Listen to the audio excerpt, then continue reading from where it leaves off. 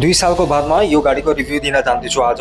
त हजुरहरूलाई अगर यामाहाको रेजेटा लिन सक्नुहुँदैछ भने यो भिडियो जरुर एन्डसम्म जरुर हेर्नु होला, किनकि हजुरलाई काफी राम्रो टिप्स दिन आँटेको छु अनि जो कि यसको प्रोस एन्ड कोन्स पनि हुन आँटेको छ।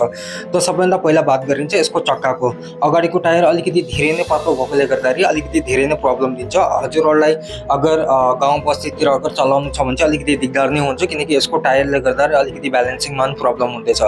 बाँकी हजुरहरू अगर मर्निङ राइडमा जानुहुँदैछ, अलिकति लङ राइड जानुहुँदैछ भने त्यहाँ पनि अलिकति प्रब्लम आउन सक्छ, किनकि यसको टायरको साइज अलिक धेरै नै सानो छ कम्पेयर टु अरू स्कुटीहरू भन्दाखेरि।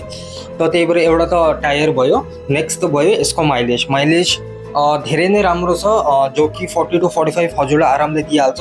हाइवेमा भने पनि अराउन्ड 45 अनि सिटीमा भने around 38 to 40 max to max त्यति नै पाइन्छ। बट यसको भाइब्रेसनको एउटा प्रब्लम छ।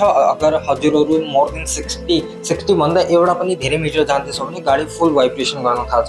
त त्यो चाहिँ एउटा धेरै नै प्रब्लम हुँदैछ। बाँकी 60सम्म चाहिँ हजुरहरू नर्मली स्मुथली राइड गर्न सक्नुहुन्छ। म इन्डियाको जो अन रोड प्राइस छ अहिले अराउन्ड 120 करिबन होला।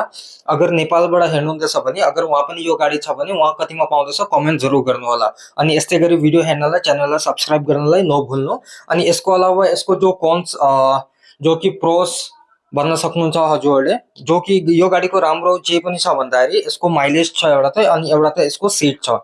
सिट जो छ काफी चौडा छ, त्यसले गर्दाखेरि राइड गर्दाखेरि अलिकति लङ राइड मैले एक दिनमा यसलाई करिबन 300 किलोमिटर तक पनि चलाएको छु। त लङ राइडको लागि अलिकति धेरै नै कम्फर्टेबल छ। अनि त्यसको बादमा हेर्नमा लुक वाइज अल्सो धेरै नै राम्रो छ यो गाडी होइन। त हजुरलाई भन्नु यो गाडी कस्तो लाग्यो।